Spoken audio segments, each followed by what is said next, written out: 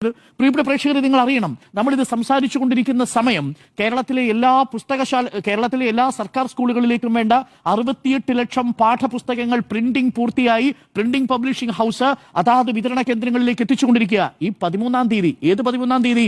March മാസം 13-ാം തീയതി school പൂട്ടുന്നതിന് മുമ്പ് 68 ലക്ഷം വിദ്യാർത്ഥികളും ഈ ഫെബ്രുവരി 13-ന്, മാർച്ചല്ല, ഫെബ്രുവരി 13-ന്, അതായത് ഈ കൊല്ലത്തെ പരീക്ഷ എഴുതുന്നതിന് മുമ്പ് തന്നെ അടുത്ത കൊല്ലത്തേക്കുള്ള പാഠപുസ്തകങ്ങൾ തയ്യാറാണ്. മുഴുവൻ പാഠപുസ്തകങ്ങളും അച്ചടിച്ചു കഴിഞ്ഞിരിക്കുന്നു. ഈ സർക്കാരാണോ വേണ്ട എന്ന് പറയുന്നത്? പകരം ഏത് സർക്കാരാ വരണമെന്ന് പറയുന്നത്?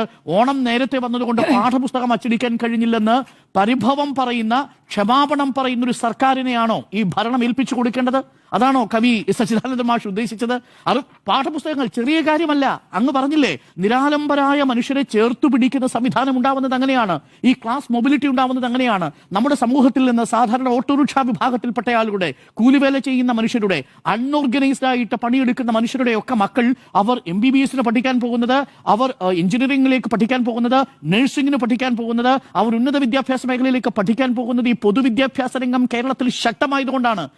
നിങ്ങൾക്കറിയണമെങ്കിൽ സച്ചിദാനന്ദൻ മാഷ് തന്നെ ഏറെക്കാലം ഉണ്ടായിരുന്ന ഡൽഹിയിലെ പൊതുവിദ്യാഭ്യാസത്തെ കുറിച്ച് ആലോചിച്ചാൽ മതി. ആപ്പ് വരുന്നതുവരെ അവിടെ എത്രമാത്രം എക്സ്പെൻസീവ് ആ വിദ്യാഭ്യാസം. കേരളത്തിൽ അങ്ങനെയാണോ? കേരളത്തിൽ ഏറ്റവും മികച്ച പൊതുവിദ്യാഭ്യാസമല്ലേ നമ്മൾ കൊടുത്തുകൊണ്ടിരിക്കുന്നത്? ഇവിടുത്തെ അടിസ്ഥാന വർഗത്തിന്റെ കുഞ്ഞുങ്ങൾക്ക് ക്ലാസ് മൊബിലിറ്റി ഉറപ്പാക്കുന്നതിന് വേണ്ടി ഉന്നത വിദ്യാഭ്യാസത്തിലേക്ക് കടക്കാൻ വേണ്ടിയുള്ള പദ്ധതികളല്ലേ നമ്മൾ നടപ്പിലാക്കുന്നത്? അത് പൊതുവിദ്യാഭ്യാസ രംഗം. അത് കഴിഞ്ഞാലോ ഉന്നത വിദ്യാഭ്യാസ രംഗത്തേക്ക് സാർവത്രികരണം നടപ്പിലാക്കിയില്ലേ? ബിരുദതലം വരെ സൗജന്യമാക്കിയ സർക്കാരല്ലേ? ഈ സർക്കാരാണോ തുടരണ്ട എന്ന് കവി സച്ചിദാനന്ദൻ മാഷ് ഉദ്ദേശിക്കുന്നത്? പകരം ആദ്യത്തെ 100 റാങ്ക് എടുത്തു നോക്കിയാൽ ഒരു സർവകലാശാല പോലും റാങ്കിങ്ങിൽ വരാതിരുന്നൊരു കാലമുണ്ടായിരുന്നു. ആ കാലമാണോ തിരിച്ചു വരണമെന്ന് സച്ചിദാനന്ദൻ മാഷ് ഉദ്ദേശിക്കുന്നത്? ഇന്നിപ്പോൾ ആദ്യത്തെ 50 സർവകലാശാലകൾ എടുത്താൽ 4 എണ്ണം കേരളത്തിലാണ്. ആദ്യത്തെ 100 മികച്ച കോളേജുകൾ എടുത്താൽ 6 എണ്ണം കേരളത്തിലേതാണ്. അതിലൊന്ന് സർക്കാർ കോളേജാണ്, അത് യൂണിവേഴ്സിറ്റി കോളേജാണ്. NIRFന്റെ റാങ്കിങ്ങിൽ സർവകലാശാലകൾ മുന്നിൽ നിൽക്കുന്നു. ബിരുദതലം വരെ കേരളത്തിൽ എല്ലാ വിദ്യാർത്ഥികൾക്കും സൗജന്യ വിദ്യാഭ്യാസം കൊടുക്കാൻ പോവുകയാണ്. ഈ സർക്കാരാണോ തുടരേണ്ടതില്ല എന്ന് കവി സച്ചിദാനന്ദൻ മാഷ് പറയുന്നത്? ഈ തുടർഭരണമാണോ നമുക്ക് ആപത്താണ് എന്ന് പറയുന്നത്? ഇത് വിദ്യാഭ്യാസത്തിന്റെ കാര്യം മാത്രം. ആരോഗ്യമേഖലയിലേക്ക് വരൂ.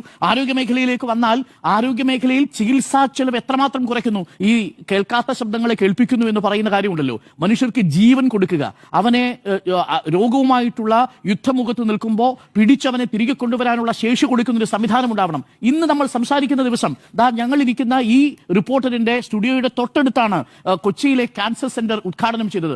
370 രോഗികൾക്കാണ് ആ ക്യാൻസർ സെന്ററിൽ ഇനി ചികിത്സിക്കാൻ കഴിയുക. 12ഓളം ഓപ്പറേഷൻ തിയേറ്ററുകളാണ് അവിടെ തുറക്കാൻ പോകുന്നത്. കല്ലിട്ടു പോയതേ ഉള്ളൂ. ഇന്ന് ഈ കാണുന്ന രീതിയിൽ അത്യാധുനിക സംവിധാനങ്ങളോടുകൂടി തിരുവനന്തപുരത്തെയും കോഴിക്കോട്ടെയും ക്യാൻസർ സെന്ററുകൾക്ക് തുല്യമായ രീതിയിൽ ഒരു മികച്ച ക്യാൻസർ ഗവേഷണ കേന്ദ്രം ഇന്ന് തുറന്നിരിക്കുകയാണ്. ഈ സർക്കാരാണോ വേണ്ട എന്ന് പറയുന്നത്? ആരോഗ്യ മേഖലയിലേക്ക് വന്നാൽ നോക്കൂ, 42.5 ലക്ഷം പേർക്ക് എവിടെ നിന്നാണ് നോക്കൂ, 28 ലക്ഷം പേരിൽ നിന്ന് 42 ലക്ഷത്തിലധികം ആളുകൾക്ക് സൗജന്യ ചികിത്സ ഉറപ്പാക്കിയ സർക്കാർ. തുടർഭരണം വേണ്ടേ? സച്ചിദാനന്ദൻ മാഷെ, ഏത് ഭരണത്തെയാണ് നിങ്ങൾ ആഗ്രഹിക്കുന്നത്? ആശുപത്രിയിൽ പോയാൽ ചികിത്സയില്ലാത്ത, സ്കാനിംഗ് മെഷീനുകൾ തുടർച്ചയായിട്ട് പണിമുടക്കിയിരുന്ന, ഓപ്പറേഷൻ തിയേറ്ററുകൾ അടച്ചിട്ടിരുന്ന, സ്വകാര്യ മെഡിക്കൽ കോളേജുകൾ ലോബിയായിട്ട് വളർന്നിരുന്ന ഒരു കാലഘട്ടത്തിലേക്ക് പോകണമെന്നാണോ പറയുന്നത്? ജനറൽ ആശുപത്രികളിൽ സർജറികൾ, ഹൃദയമാറ്റ ശസ്ത്രക്രിയകൾ നടക്കുന്ന കാലം, 12 ആശുപത്രികളിൽ ഇന്ന് കാത്ത് ലാബ് വന്ന സംവിധാനം നോക്കൂ. ഒരു സാധാരണക്കാരന്റെ ചികിത്സാ ചെലവ് ഗ്രാമീണ മേഖലയിൽ അത് 17,000 രൂപയായിരുന്നത് 17,054 രൂപയായിരുന്ന UDF കാലത്ത് നിന്നും 17,729 രൂപയായി ഗ്രാമീണ മേഖലയിൽ ചികിത്സാ ചെലവ് കുറഞ്ഞു. ഈ സർക്കാരാണോ വേണ്ട എന്ന് വെക്കുന്നത്? പകരം ഏത് സർക്കാരിനെയാണ് നമ്മൾ ആഗ്രഹിക്കുന്നത്? ഗ്രാമീണ ചികിത്സാ ചെലവും നഗര ചികിത്സാ ചെലവും ഈ സർക്കാരിനേക്കാൾ ഏകദേശം ഇരട്ടിയോളം നിന്നൊരു കാലഘട്ടത്തെയാണോ അല്ലെങ്കിൽ ഒരു ഭരണത്തെയാണോ നമ്മൾ ആഗ്രഹിക്കേണ്ടത്? അപ്പോൾ റാൻസിയറിന്റെ വാക്കുകൾ അദൃശ്യരായ മനുഷ്യരെ ദൃശ്യവൽക്കരിക്കുകയും കേൾക്കാത്ത ശബ്ദങ്ങളെ കേൾപ്പിക്കുകയും ചെയ്യുന്നതാവണം ഭരണമെങ്കിൽ ഈ തുടർഭരണം ആപത്താവുന്നത് എങ്ങനെയാണെന്നുള്ളതാണ് ഏറ്റവും പ്രധാനപ്പെട്ട ചോദ്യം. വീട്, അവർക്ക് വിദ്യാഭ്യാസം, ആരോഗ്യം. വീടിന്റെ കാര്യം നോക്കൂ, ഒരു ദിവസം 182 പേർക്കാണ് സൗജന്യമായി ഈ കേരളത്തിൽ വീട് നൽകിക്കൊണ്ടിരിക്കുന്നത്. ഒരു ദിവസം 182 പേർക്ക് കിടപ്പാടം നൽകുന്ന സർക്കാരിന്റെ ഭരണമാണോ, തുടർഭരണമാണോ ആപത്താണ് എന്ന് കവി സച്ചിദാനന്ദൻ മാഷ് പറയുന്നത്? മൊത്തം 87 പേർക്ക് ഒരു ദിവസം എന്ന മട്ടിൽ തൊഴിൽ നൽകിക്കൊണ്ടിരിക്കുന്ന 3 ലക്ഷത്തിലധികം ആളുകൾക്ക് തൊഴിൽ നൽകിക്കൊണ്ടിരിക്കുന്ന ഒരു സംവിധാനത്തെയാണോ വേണ്ട എന്ന് സച്ചിദാനന്ദൻ മാഷ് പറയുന്നത്? ഒരു ദിവസം 119 പേർക്ക് പട്ടയം നൽകിക്കൊണ്ടിരിക്കുന്ന എന്ന കണക്കിൽ പട്ടയം നൽകിക്കൊണ്ടിരിക്കുന്ന ഈ സർക്കാരിന് തുടർഭരണമാണോ ആപത്താണ് എന്ന് സച്ചിദാനന്ദൻ മാഷ് പറയുന്നത്? എങ്ങനെ നിങ്ങൾ തുലാസിൽ തൂക്കി നോക്കിയാലും നോക്കൂ, ഒരു സർക്കാരിനെ വിലയിരുത്താൻ നിങ്ങൾ ഭരണത്തിന്റെ മികവ്, വികസന പദ്ധതി, ഏകദേശം 90,000 കോടിയുടെ കിഫ്ബി വികസന പദ്ധതികൾ, അതിൽ തന്നെ സ്റ്റാർട്ടപ്പ് പദ്ധതികളുടെ ഭാഗമായിട്ട് വരുന്ന 7,400 കോടി രൂപയുടെ സ്റ്റാർട്ടപ്പ് പദ്ധതികൾ, അന്തർദേശീയ മേഖലയിൽ വേൾഡ് എക്കണോമിക് ഫോറത്തിൽ നിന്ന് പോലും നിക്ഷേപം സ്വീകരിക്കുന്ന വ്യവസായ സൗഹൃദ ഇൻഡെക്സിൽ 1ാം സ്ഥാനത്ത് നിൽക്കുന്ന സർക്കാർ, ഈ സർക്കാരിന്റെ തുടർഭരണമാണോ ആപത്താണ് എന്ന് സച്ചിദാനന്ദൻ മാഷ് പറയുന്നത്? മാഷ് ഒരു കാര്യം കൂടി മാത്രം ചോദിച്ചോട്ടെ, ഈ തുടർഭരണം ആപത്താണെങ്കിൽ 1ാം EMS സർക്കാരിന്റെ കാലം ആ തുടർഭരണം ഇല്ലാതെ പോയതാണോ മാഷ് ആഗ്രഹിക്കുന്നത്? എന്തായിരുന്നു EMS നമ്പൂതിരിപ്പാടിന്റെ 1987 സർക്കാർ ചെയ്തത്? അത് ചെയ്യാതെ പോയത് വിമോചന സമരം വന്നത് കാരണം അന്ന് മിച്ചഭൂമിയുടെ വിതരണം പൂർത്തിയാകാതെ പോയി. ആ സർക്കാർ അന്ന് അധികാരത്തിൽ തുടർന്നിരുന്നു പൂർത്തിയാക്കിയിരുന്നുവെങ്കിൽ മിച്ചഭൂമിയുടെ വിതരണം പൂർത്തിയാക്കുമായിരുന്നു. അതിനുശേഷം എന്ത് സംഭവിച്ചു? കണക്കുകൾ പറയുന്നു. ഇടതു സഹയാത്രികനായ ഗോപകുമാർ എന്ന് പറയുന്ന ഒരു കാര്യമുണ്ട്. 1957 മുതൽ 59 വരെ മാത്രം തുടർന്ന EMS സർക്കാരാണ് ഒരുപക്ഷെ ഐക്യ കേരളത്തിലെ ഏറ്റവും പ്രധാനപ്പെട്ട വിപ്ലവകരമായ മാറ്റങ്ങൾക്ക് നിയമസഭയിലൂടെ തുടക്കം കുറിച്ചത്. ആ സർക്കാരിനെ താഴെയിട്ടത് എന്തിനു വേണ്ടിയാണ്?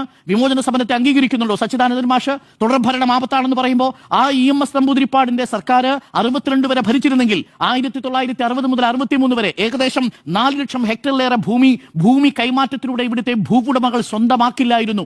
അതിന്റെ അർത്ഥം ഈ മിച്ചഭൂമി വിതരണത്തെ പൂർണ്ണമായിട്ടും അട്ടിമറിക്കാൻ വേണ്ടി ഭൂവുടമകൾ 3 വർഷം കൊണ്ടാണ്, കണക്കുകൾ പ്രകാരം 1960 മുതൽ 63 വരെയുള്ള 3 വർഷക്കാലമാണ് ഈ ഭൂമി മുഴുവൻ അവരുടെ പേരിലേക്ക് മാറ്റി ക്രയവിക്രയം ചെയ്തത് നിയമത്തിൽ നിന്ന് രക്ഷപ്പെടാൻ. അതായത് മിച്ചഭൂമി വിതരണത്തെയും ഭൂപരിഷ്കരണത്തെയും അട്ടിമറിക്കാൻ ഈ സംവിധാനത്തിന് സാധ്യത കൊടുത്തത് വിമോചന സമരമാണ്. സച്ചിദാനന്ദ മാഷ് വിമോചന സമരത്തെ പിന്തുണയ്ക്കുമോ? ആ സർക്കാർ തുടർന്നിരുന്നുവെങ്കിൽ കേരളത്തെ ഒരുപക്ഷെ EMS നമ്പൂതിരിപ്പാടിന്റെ സർക്കാർ 1957 മുതൽ 62 വരെയും 62 മുതൽ 67 വരെയും മാറിയിരുന്നെങ്കിൽ നമ്മൾ 69 വരെ കാത്തിരിക്കേണ്ടി വരുമായിരുന്നു. അപ്പോ ഓരോ സർക്കാരും തുടരുമ്പോൾ അതിന് പറയാൻ ചില കാര്യങ്ങളുണ്ട്. ഒറ്റ കാര്യം കൂടി പറഞ്ഞ് ഞാൻ അവസാനിപ്പിക്കാം. ഏകാധിപത്യം എന്ന് പറയുന്നു. മാഷിനറിയാമല്ലോ, സാഹിത്യ അക്കാദമിയുടെ ചെയർമാൻ സ്ഥാനത്തിരിക്കുമ്പോൾ ശരിയാണ്, കാരണഭൂതൻ എന്നുള്ള പ്രയോഗം ഞാനും എതിർക്കുന്ന പ്രയോഗമാണ്. അത്തരം വ്യക്തിപൂജകൾ ജനാധിപത്യത്തിന് ഭൂഷണമല്ല. പക്ഷേ പിണറായി 2, പിണറായി 3 ഒന്നും ഒരു പാർട്ടിയും ഔദ്യോഗികമായി പറയുന്നതല്ല എന്നാണ് ഞാൻ മനസ്സിലാക്കുന്നത്. അതിന്റെ അനുഭാവികളായിട്ടുള്ള ആളുകൾ, ഭക്തന്മാരൊക്കെ പറയുന്നതായിരിക്കും. പക്ഷെ അതിനും അപ്പുറത്തേക്ക് ഏതെങ്കിലും പുസ്തക പ്രസാധവുമായി ബന്ധപ്പെട്ട് രൂപേഷിന്റെ പുസ്തകത്തിന്റെ അടക്കം മാഷ് തന്നെ സ്വീകരിച്ച നിലപാടുണ്ടല്ലോ. സർക്കാർ എന്തെങ്കിലും എതിർത്തോ ആ ഘട്ടത്തിൽ? അതിനുശേഷം പിന്നീട് ഏതെങ്കിലും തരത്തിൽ ഏകപക്ഷീയമായി ഏകാധിപത്യപരമായി പെരുമാറുന്നതായിട്ട് മാഷിന് അഭിപ്രായമുണ്ടോ? ഏത് മേഖലയിൽ? ഒറ്റ കാര്യം, ഏതെങ്കിലും ഒരു വകുപ്പിൽ ഒരു അഴിമതി ചൂണ്ടിക്കാണിക്കാൻ പറ്റുമോ? അപ്പോ ഫ്രാൻസിലെ റാഗ് റാൻസിയർ പറഞ്ഞ വാചകങ്ങളെ ഉദ്ധരിച്ചുകൊണ്ട് കേരളത്തിന്റെ രാഷ്ട്രീയത്തെ കുറിച്ചൊരു വിമർശനം ഉന്നയിക്കുമ്പോൾ പാവപ്പെട്ട മനുഷ്യർ, പട്ടയം കിട്ടിക്കൊണ്ടിരിക്കുന്ന, വീട് കിട്ടിക്കൊണ്ടിരിക്കുന്ന, സൗജന്യ വിദ്യാഭ്യാസം കിട്ടിക്കൊണ്ടിരിക്കുന്ന, സൗജന്യ ആതുര സേവനം കിട്ടിക്കൊണ്ടിരിക്കുന്ന മനുഷ്യരെ പെരുവഴിയിൽ നിർത്തുന്ന പ്രസ്താവനകൾ നടത്താൻ പാടില്ല എന്നുള്ളതായിരുന്നു എനിക്ക് പറയാനുള്ളത്. പക്ഷേ മാഷിന് വിമർശിക്കാനുള്ള എല്ലാ അധികാരമുണ്ട്. ആ വിമർശനത്തെ അതിന്റെ സ്പിരിറ്റിൽ ഉൾക്കൊള്ളുക എന്നത് മാത്രമാണ്. പക്ഷേ ആഴത്തിൽ ചിന്തിച്ചാൽ അങ്ങനെയാണ്. ഒരു കാര്യം കൂടി, മാഷ് പറഞ്ഞതിനിടയ്ക്ക് വളരെ ആലങ്കാരികമായ ഒരു കാര്യം പറഞ്ഞു പോയിട്ടോ. ഗുരുവിനേക്കാൾ മഹാനായിട്ട് വെള്ളാപ്പള്ളി നടേശനെ കാണുന്നു എന്ന മറ്റൊരു പ്രതികരണം കണ്ടു. അങ്ങനൊരു പ്രതികരണം മുഖ്യമന്ത്രി നടത്തിയിട്ടില്ല. അതുകൊണ്ട് അർത്ഥസത്യങ്ങളെ യഥാർത്ഥത്തിൽ സത്യങ്ങളായി അവതരിപ്പിക്കുന്ന കാലത്ത് നമ്മുടെ സാംസ്കാരിക നായകന്മാർ അതിന് കൂട്ടുനിൽക്കരുത് എന്നുള്ളത് മാത്രമാണ് എനിക്ക് വിനീതമായിട്ടുള്ള അഭിപ്രായം. അങ്ങേക്ക് വിമർശിക്കാനുള്ള എല്ലാ അധികാരങ്ങളുമുണ്ട്. അതിന്റെ അങ്ങേയറ്റം ആദരവോടുകൂടി ഉൾക്കൊള്ളുകയും ആ വിമർശനത്തെ അങ്ങേയറ്റം ആദരവോടുകൂടി വിമർശിക്കുകയും ചെയ്യുന്നു. ഇത് മാത്രം കരുതിയാൽ മതി.